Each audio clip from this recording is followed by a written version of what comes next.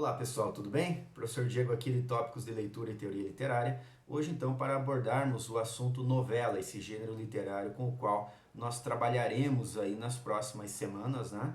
E já selecionei, inclusive muitos já estão ansiosos desde o início do ano para trabalhar com essas novelas. De fato é um gênero muito bom, muito atrativo para ser lido ainda hoje, diferentemente de outros que acabaram perdendo o prestígio aí com o passar do tempo. Novela não foi o caso, né? Ao lado do romance são gêneros muito consumidos, né? Os três gêneros narrativos fundamentais são muito consumidos ainda, mas em especial o romance é o mais consumido de todos, a novela não fica muito atrás, não. Para essa aula, pessoal, eu pretendo fazer o seguinte, termos uma conceituação positiva e negativa, e isso não é um juízo de valor, é simplesmente uma definição do gênero narrativo, como ele se define e como ele não se define.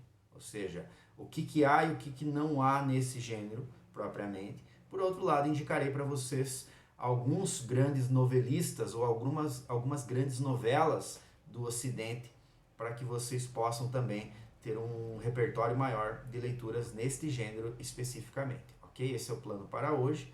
Para esta aula, então, pessoal, eu consultei algumas obras, né, que eu tenho aqui, em especial uma delas que eu sempre consulto e nem sempre encontro as respostas que procuro para objetivamente e didaticamente expor aqui e compartilhar com vocês, é o Dicionário de Termos Literários do Massaú de Moisés.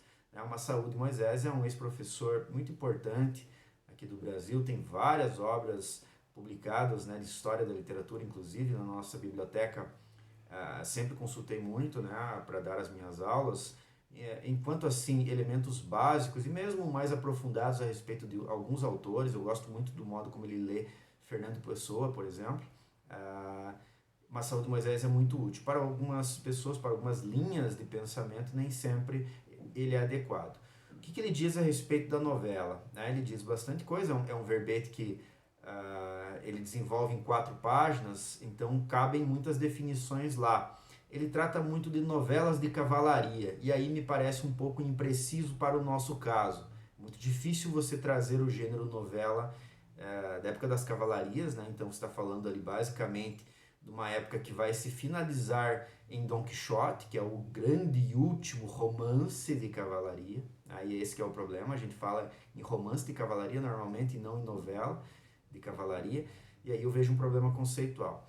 O que ele traz para nós objetivamente e que me parece importante compartilhar com vocês lá no Dicionário de Termos Literários? Ele diz o seguinte, olha, embora normalmente a novela seja definida pelo número de páginas, ou seja, por sua extensão mediana, então, entre conto e entre o romance, minimamente extenso o conto e maximamente extenso o romance, o critério pela extensão, número de páginas, nem sempre é o mais seguro. E aí eu estou com ele. Ele está certíssimo nesse sentido. Ele diz, olha, normalmente uma novela fica entre 100 e 200 páginas. Isso é verdade também.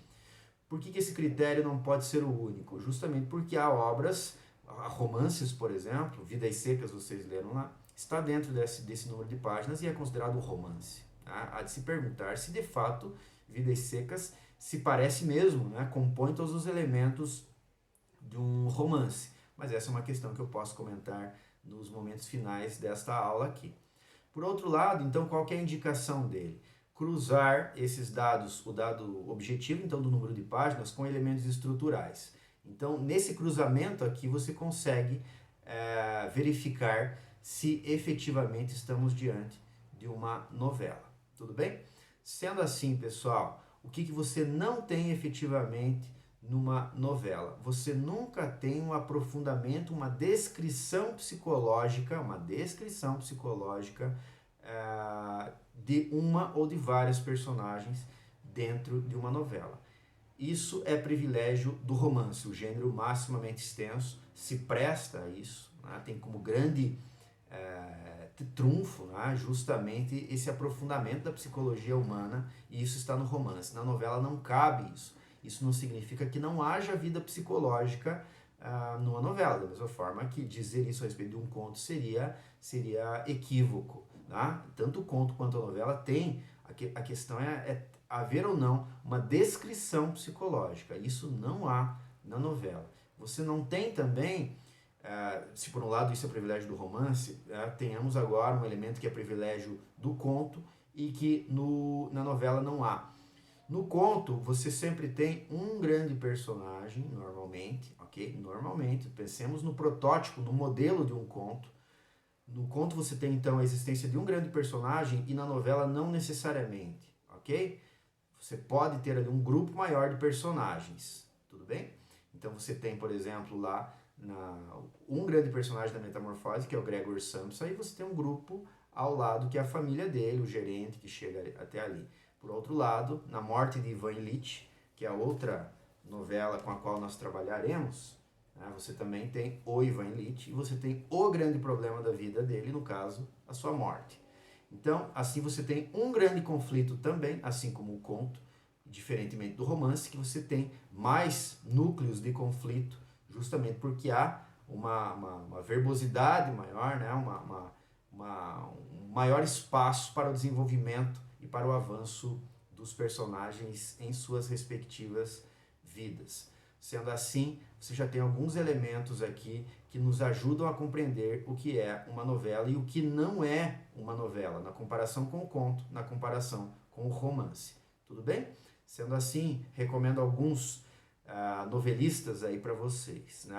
Seguramente aqui vai figurar nas listas das maiores novelas brasileiras, uma novela que eu particularmente gosto muito, que se chama O Alienista, do Machado de Assis. De fato, é uma delícia de se ler essa novela. E você tem um grande personagem ali, que é o Simão Bacamarte, embora não seja o herói da história, ele é o personagem principal. E você tem um grupo ali, pelo menos 2 dezenas de personagens menores, e que não tem as suas psicologias aprofundadas, justamente porque a novela não se presta a isso. É uma história que normalmente é vendida como conto, embora tenha uma extensão superior ao protótipo de um conto. Chega ali entre 70 e 80 páginas. Então, quando você tem, assim como a Metamorfose do Franz Kafka, normalmente fica ali entre 100 páginas, mais ou menos 110 páginas, a depender das edições. Por outro lado, Vidas Secas, eu tenho um livro aqui do Antônio Cândido que se chama Ficção e Confissão, e quando ele aborda toda a obra do Graciliano Ramos. E quando chega no Vidas Secas, ele se pergunta, e essa é uma pergunta que também a Lúcia Miguel Pereira, que era tia do Antônio Cândido, se faz: seria Vidas Secas um romance, efetivamente? Porque, vai dizer Antônio Cândido, em páginas datilografadas, fica ali no máximo em 100 páginas o romance. Romance Vidas Secas. Não seria uma novela, não? E aí você tem uma questão nesse sentido, e ele acaba dizendo que de fato Vidas Secas é um romance híbrido, mais ou menos. Justamente porque na sua concepção, Vidas Secas a princípio era um conto chamado Baleia. A gente sabe que Graciliano Ramos começou pelo conto, pelo capítulo destinado à baleia, e aí o José Olímpio, o seu amigo, o incentivou: continua essa história, e ainda bem, para o nosso deleite e para a nossa aprovação consensual, a Vidas Secas, a esse romance fantástico, maravilhoso, e que de fato é muito breve. É muito breve, justamente porque o Graciliano Ramos prezava por essa brevidade, por essa assim, o corte de todos os excessos, até que reste somente o essencial. Tudo bem? Cito aqui outra novela, e que muitas vezes é chamada de romance, Memórias do Subsolo, do Fyodor Dostoiévski. É uma obra também bem difícil de ser catalogada, uma vez que ela é curta, uma vez que ela é dividida em 2 momentos. Se alguém chamar isso aqui de ensaio filosófico, eu acho que também não seria muito equívoco, não seria muito errado, não. É, de fato, um texto difícil de ser catalogado, que eu gosto muito, analisei inclusive na graduação, quando estava no curso de letras, do lado de lá, dessa tela, e recomendo fortemente para vocês também. Há outros novelistas, há outras novelas que recomendarei na aula ao vivo, mas fiquemos com essas dicas aqui, que eu dei para vocês, e com essa noção fundamental e final. Quanto mais novelas vocês lerem, mais vocês vão captar o que efetivamente define esse gênero.